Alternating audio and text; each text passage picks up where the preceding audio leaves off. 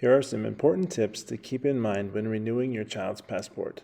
Passport applications should be completed online using the Passport Wizard, which will automatically generate the correct form and barcode for you.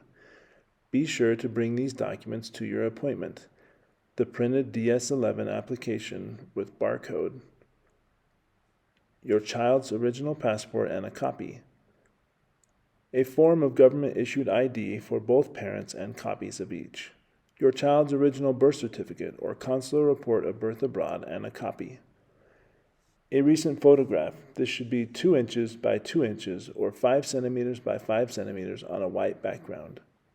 Don't leave the family at home. Both parents and the child need to come to the appointment in person. If only one parent is available, please see our website for instructions. Your new passport should arrive within 2 weeks. We will notify you by email, so please be sure to enter a valid email address when filling out your application.